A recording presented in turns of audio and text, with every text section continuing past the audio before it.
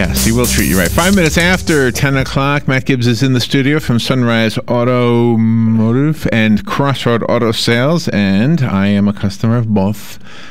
The most recent customer I am of is Crossroad Auto Sales, and I hope that I'm not a customer of Sunrise Automotive, for at least, except for, what do you call it, oil changes and things like that. In fact, I checked my oil the other day. It's beautiful. I mean, thank you for selling me such a nice vehicle. And how you doing? I'm doing okay. Yeah. It's you gonna figure something out? I just write notes. I'm a note writer. So one thing I wanted to tell the audience is that maybe a few months ago, Robin's car needed a jump. I hooked up the cables, did it backwards. You said, "Thank God you didn't get exploded on," or whatever, right? And Phillips told me the same thing. I could be, dead or blind or something. And it seems like maybe when I did that, even though it took a while to manifest itself, it looks like I short-circuited one of the cells in Robin's battery. Long story short, she needed a new battery, right? So, but the extent of the damage, is it the? Can you what does the doctor do? Diagnose all the damage? Mm-hmm. Yeah. Yeah. That's all she needed. That's it, huh? That's it. Except for the light, the dome light, I ruined that somehow too. I don't think you did. Really? I know you feel like you did, but I don't think you did. Wow. So let's take this phone call. It's a new theme song. Do you want to take it? No. So how's everything over there at your place? How's your daughter? Can I ask? I should have asked off the air. She's doing okay. She's been to physical therapy, I think 3 times now. She's going back today. She went to the nephrologist the other day, and her kidneys are doing well. Her knee's doing well. Wow. And now I gotta call Aflac. Time to get a hold of Aflac. Oh, really? Yeah. What's your insurance? Well, it's a supplement insurance that we have. I love Aflac. Do you? Yeah. Are you serious or No, I'm serious. Oh, you really? You do like that? We've had it since about like 2000, I think. Mm-hmm. We allowed, offered Aflac for our employees and stuff, and I got several policies when Joey got hurt in 2008. Aflac really stepped up to the plate and did. Oh, really? And did what the little duck says he does on TV.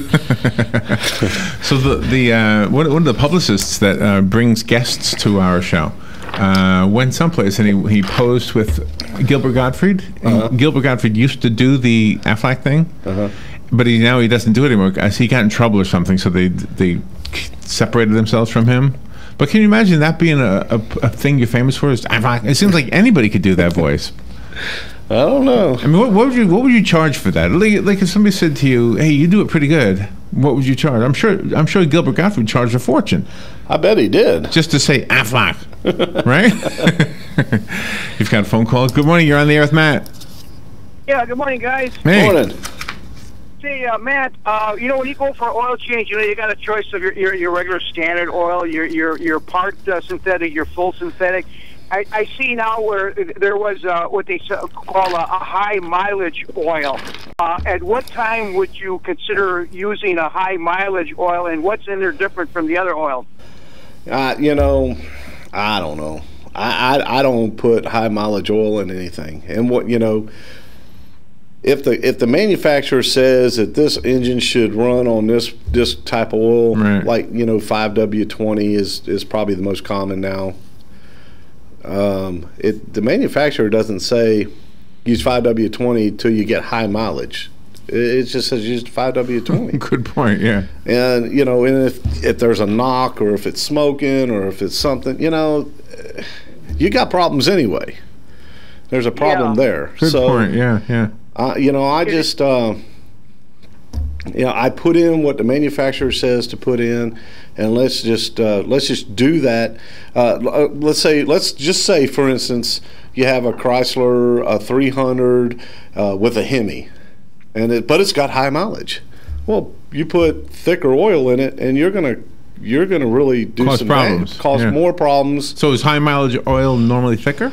It's usually 20/50, 10/30. You're changing the weight and velocity of the oil, so therefore, but now that oil doesn't work properly in those engines. So I don't see where you're really benefiting yourself.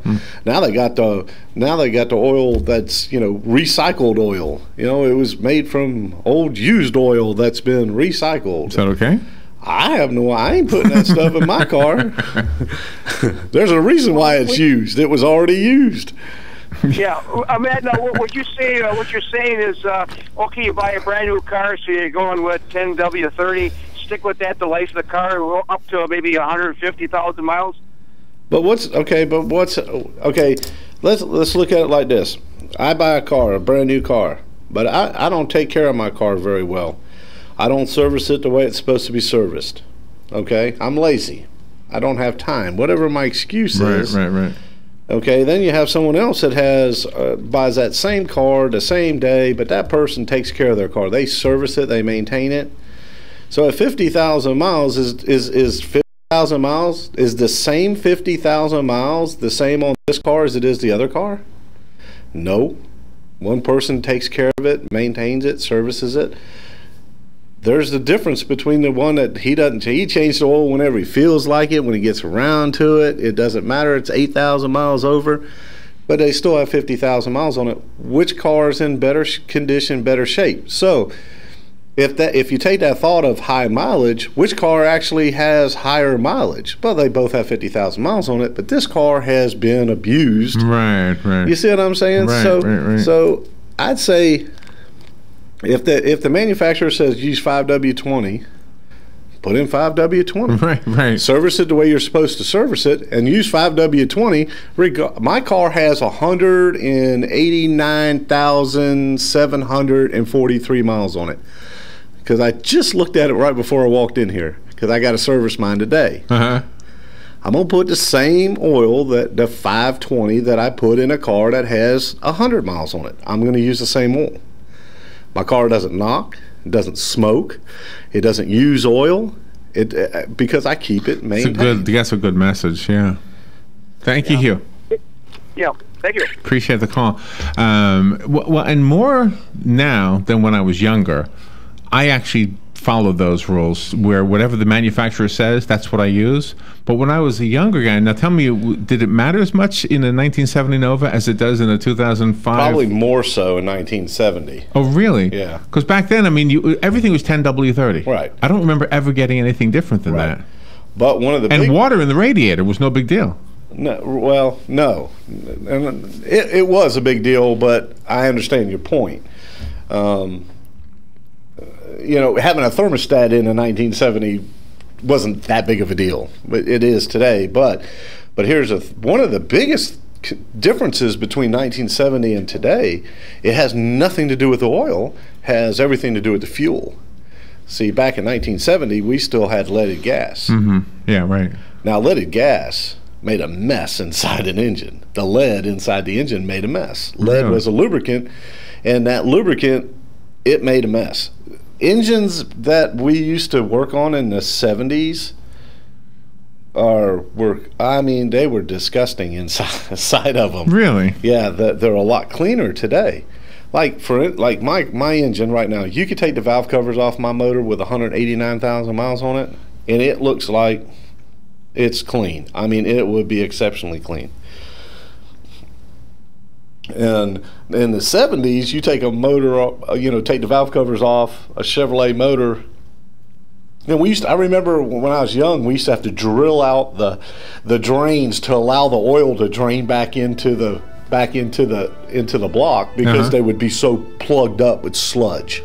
Oh, wow. And a lot of that had to do with the fuel. So we'll continue. This is an interesting conversation, because I have not been the best steward of my vehicles in the past, but I will be. No, I will. I'll help you. Good. Yes, and that's what I need. All right. Well, it's like a coach. Yeah.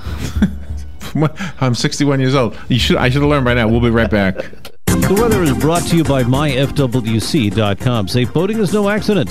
Times of clouds and sunshine and breezy today. There can be a shower, even a thunder shower in spots along the coast. The high today 75 to 79. And partly cloudy tonight, lows ranging from 59 in the coolest inland spots to 71 along the coast. Tomorrow, clouds and some sun and quite breezy. There may be a shower along the coast, the high 80 to 84. For Wednesday, partly sunny and breezy again. A shower at the coast, the high 80 to 84. From the Florida Weather Center, I'm Joe Lundberg. If you're anything like I was, the thought of getting older was the last thing on your mind. But here we are. For me, it started slowly. The lack of energy, never being in the mood. And when I was, I could never perform at my best. I tried the pills and other treatments with minimal results, and all but given up on my sex life. Then I found the doctors at New Male Medical Center. Wow, they made a new male out of me. Feel like I'm 25 again. I have renewed vigor, so much more energy, and no longer worry about my performance. New Male treated me like my situation was one of a kind, with a custom treatment plan that really works. I feel great. They can create one for you too. It does not matter if you suffer from low testosterone, erectile dysfunction, or just want to last longer. New Male will help you. Call New Male Medical Center today at 352-404-4779. 352-404-4779. That's 352-404-4779. It will change your life. 352-404-4779. PPIR is a networking group formed to serve the realtor and small business community. It primarily serves the real estate and construction industry, but is open to all businesses that provide any service or product to the real estate business community. PPIR has no membership dues or fees for attendees. The watchwords are keep it simple and maximize networking time. PPIR chapters generally meet once a month after business hours. For the information on this, call 352-615-9412 or go to events@ppirevents.com. PPIR, professional people in real estate. Good credits, bad credits. It's none of our business because we're not an auto dealer. We're not a bank. We're not your mother. We're OcalaForSale.com. Marion County's marketplace for cars, trucks, and SUVs. We've got thousands of sellers standing by to take your call. No middleman. But hurry, don't walk, don't run. Just sit down and log on to OcalaForSale.com. Prices and inventory change daily. Offer does not include dealer upcharge. Undercutting, rust-proofing, factory surcharge, or delivery fee. See website for details. One of the most common questions those nearing retirement are asking, will I outlive my money? Retirement questions like these and many more will be answered every Saturday morning at 9 a.m. on Planning for a Better and Safer Retirement with hosts Francois and Julian Pozenet. Francois and Julian will help you put your retirement puzzle together. Catch Planning for a Better and Safer Retirement Saturdays at 9 a.m. on Ocala's News Talk, The Source 96.3 FM and 1370 AM. All right, 18 minutes after 10 o'clock. Matt Gibbs is in the studio. Today is National Limerick Day, so we have to come up with a limerick for mechanics. Or a limerick about cars, anyway. Oh, boy. There once was a car from Detroit.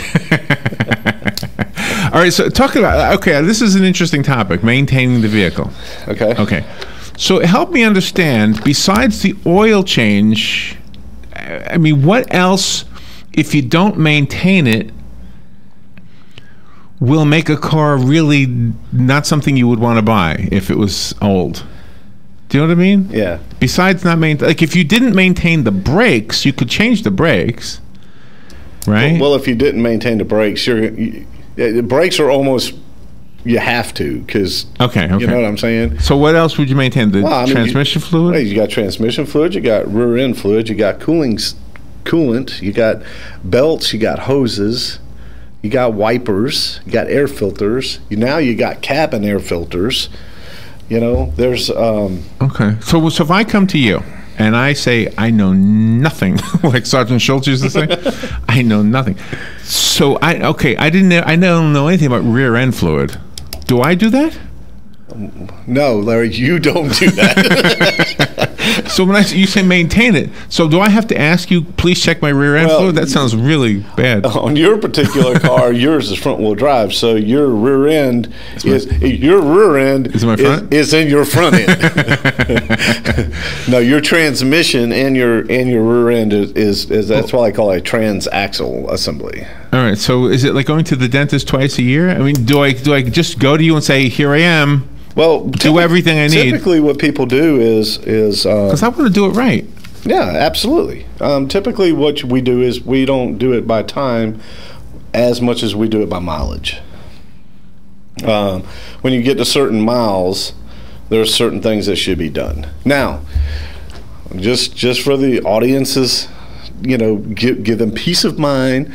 What happens is when I worked at a dealership, okay, as a technician in the dealership, someone comes in and says, I got 30,000 miles on my car, and there's a huge service that needs to be done at 30,000 miles, and all the mechanics in the whole shop would get all excited and fight over who's getting the job, because that was a good paying but very easy job to do. Okay. Because it was basically all this maintenance.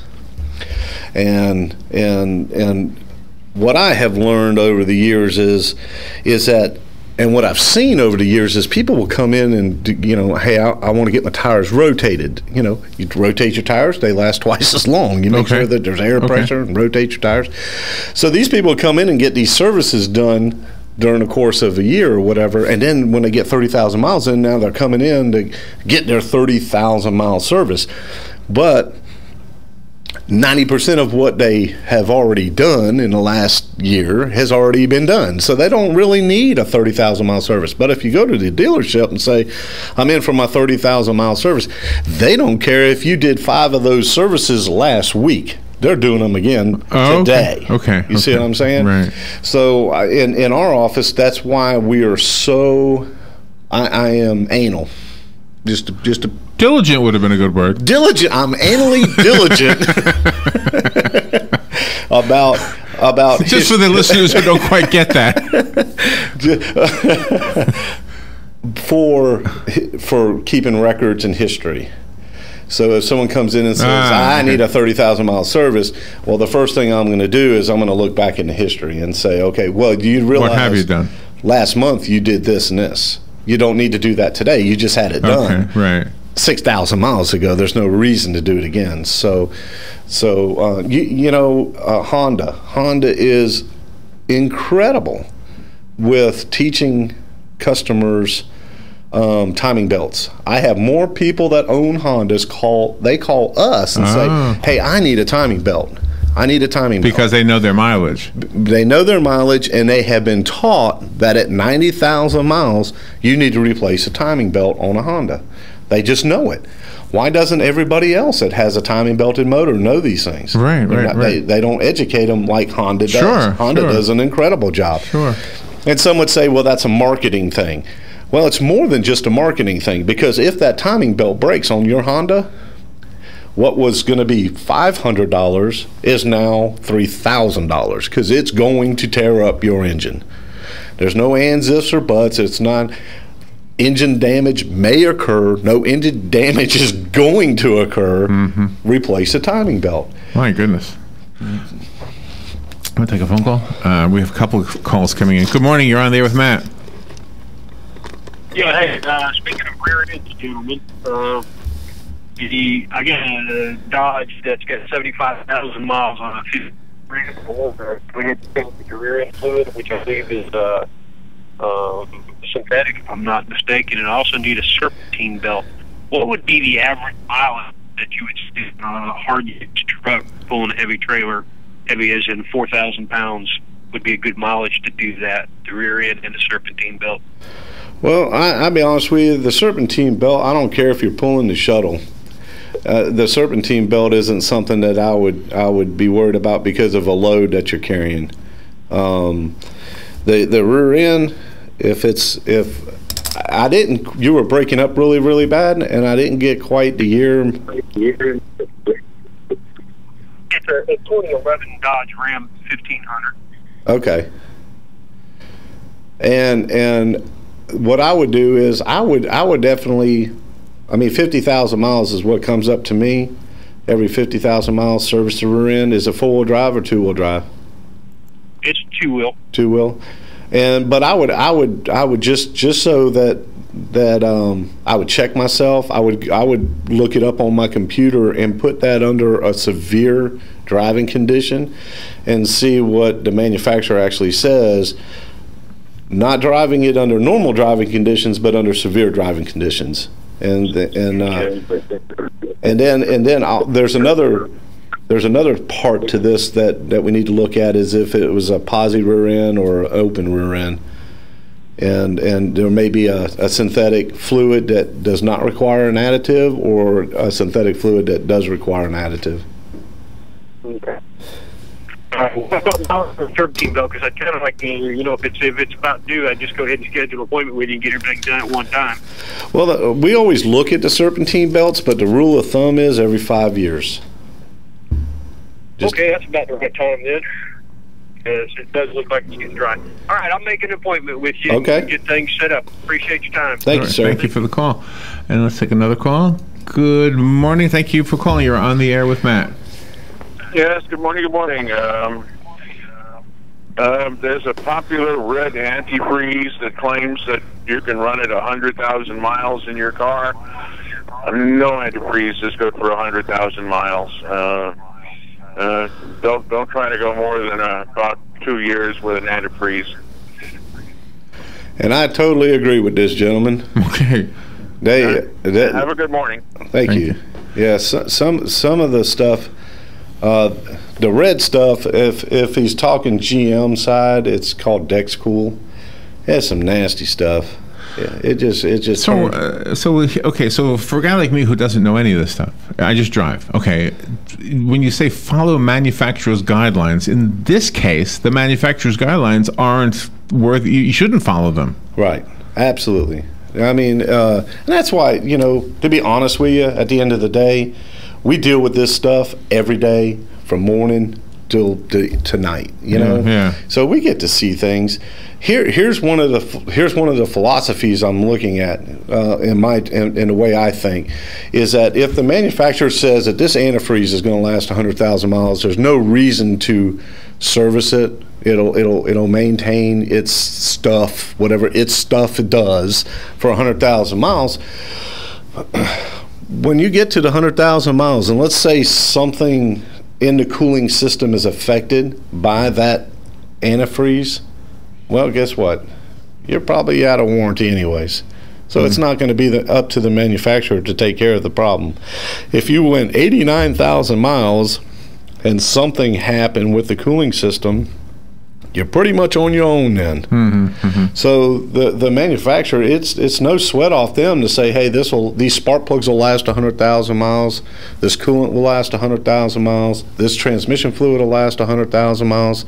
It's no sweat off them if it doesn't, because you're out of the warranty period. That's true. And here's spark plugs, they'll last 100,000 miles. Okay, and they will last 100,000 miles. But you want to know what we see more than anything? We can't get them out of the engine after 100,000 miles.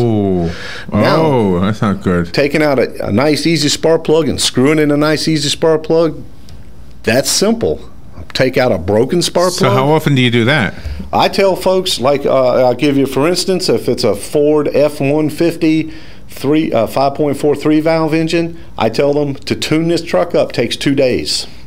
And for every spark plug that breaks, it's an hour's additional labor just to get out the broken spark plug, because people will wait 100,000 miles and that spark plug doesn't want to come out of that hole no more. So how often? Every 10,000? Well, no. What I tell folks is if you have one of these cars, I don't care what kind of car, if it's got aluminum heads on it, it's going to cost you a little bit of money up front, but it's going to save you a ton of money at the back end of this deal. Is just say you don't even have to replace them. Take them out and put some anti-seize on the threads, put them back in there. Now those spark plugs will come out forever as long as they have anti-seize. Now the thing that bothers me is why the manufacturer is saying, here, we're going to put these 100,000 mile spark plugs in this engine.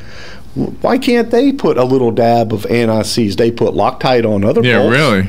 They do what they need to do on others. Why can't they put a little dab on there so that people won't have an issue? Yeah, that makes sense to me. Yeah, why don't they? Okay, so from my perspective, I just need to come to you. That's it. That's the easiest thing to do. That's what I'm going to do. Matt, what is your phone number? My phone number is 352-690-1993. And for those who know me, you know that if I tell you I'm a customer of somebody's, I am. Hey, and I want to let everybody know the pumpkin run is this Friday, Saturday, and Sunday coming up. Come on out. Where? The Ocala Pumpkin Run. out at the old Castro Farm. All right, thank you, Matt. We'll take a little break. We'll be right back. This is WOCA Ocala. Fox News Radio, I'm Pat O'Neill. The U.S. stepping up efforts to help stop Mideast violence. Secretary of State Kerry to meet with Israeli and Palestinian leaders this week, today in Madrid, expressing support for Israel. Israel has every right in the world to protect its citizens, as it has been. In the past month, 9 Israelis and 41